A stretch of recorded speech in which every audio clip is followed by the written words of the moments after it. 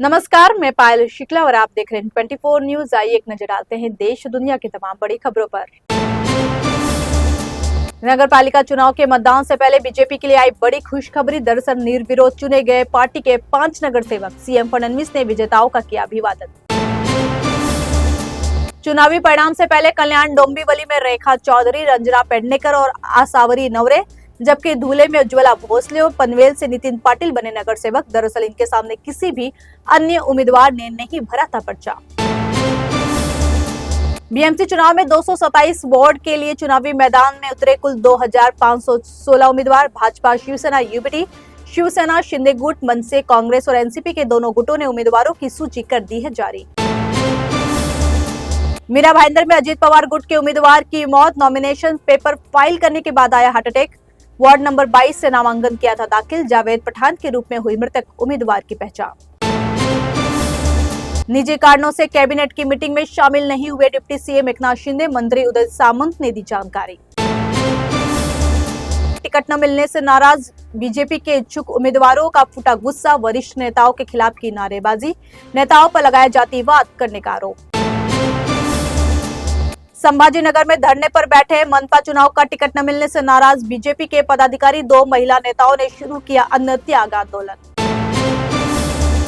मीरा भाईंदर और संभाजी नगर में गठबंधन टूटने पर भड़के शिवसेना नेता और मंत्री प्रताप सरनाई। कहा, बीजेपी के घमंड और धोखे की वजह से महायुति गठबंधन में आई दरार। बीजेपी नेता कृपा शंकर सिंह ने किया बड़ा दावा। कहा, मीरा भाईंदर में उत्तर भारतीय बनेगा महापौर। सभी 29 महानगर पालिका में होगी महायुति की जीत।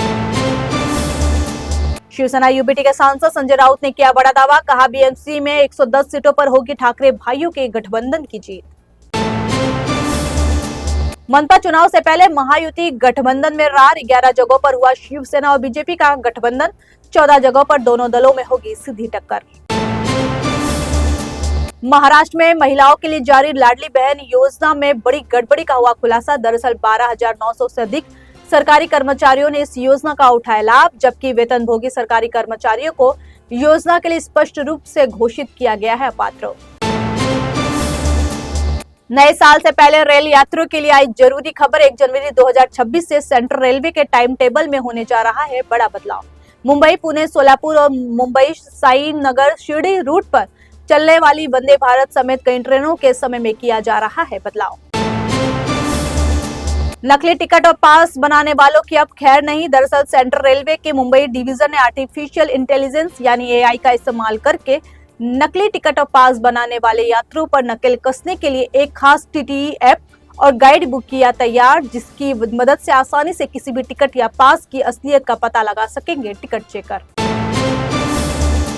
2025 की विदाई और 2026 के स्वागत के लिए सपनों के शहर मुंबई में चरम पर पहुंचा उत्साह।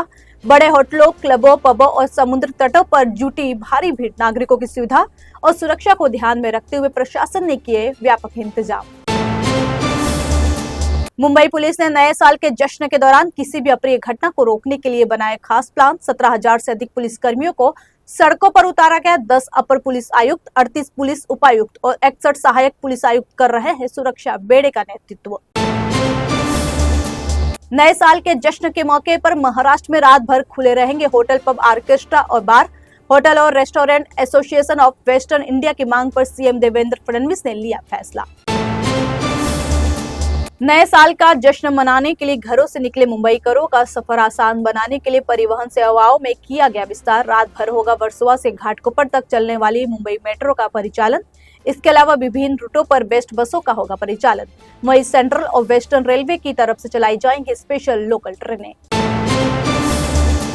भारत की अर्थव्यवस्था के लिए ऐतिहासिक साबित हुआ साल 2025। जापान को पीछे छोड़ दुनिया की चौथी सबसे बड़ी अर्थव्यवस्था बना भारत।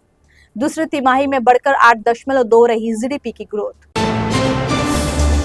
अभिषेक बनर्जी के नेतृत्व में टीएमसी के 10 नेताओं ने चुनाव आयोग से की मुलाकात। बनर्जी ने कहा, बंगाल को किया जा रहा है बदनाम। ईसी बताए, एसआईआर में जिनके नाम कटे उनमें कितने रोहिंग्या। अश्विनी वैष्णव ने कैबिनेट के 2 बड़े फैसलों के बारे में दी जानकारी। 6 लेन नासिक सोलापुर हाईवे कॉरिडोर को मिली मंजूरी। ओडिशा में कोरापुट मोहना हाईवे के चौड़ीकरण को मिली मंजूरी। दोनों परियोजनाएं अगले 2 साल में होंगी पूरी।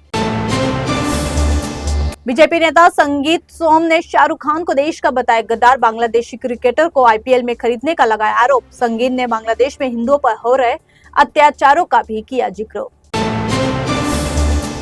एमपी के इंदौर में दूषित पानी पीने से 7 लोगों की मौत, करीब 100 लोग हुए बीमार, जिनका अलग अलग अस्पताल में चल रहा है इलाज। एमपी सरकार ने मृतकों के परिजनों को 2-2 लाख रुपए देने का किया ऐलान। बेंगलुरु में एबीवीपी के कार्यकर्ताओं ने गृह मंत्री जी परमेश्वर के आवास के बाहर किया विरोध प्रदर्शन। प्रदर्शनकारियों का आरोप, राज्य भर में ड्रग माफिया का तेजी से फैल रहा है जाल। सरकार इसे रोकने में रही है पूरी तरह विफल। दिल्ली से सटे फरीदाबाद में चलती कार में रेप की घटना, देर रात अपने घर से निकली थी पीड़िता। इसी दौरान कार सवार 2 युवकों ने उसे लिफ्ट के बहाने कार में बिठाया और किया रेप। पुलिस ने मामला दर्ज कर जांच की शुरू। फिलहाल के लिए इतना ही। देश और दुनिया की तमाम बड़ी खबरों के लिए देखते रहिए इन24 न्यूज। साथ ही इन24 न्यूज के social media platform YouTube, Instagram और फेसबुक को लाइक, सब्सक्राइब और शेयर करना ना भूलें।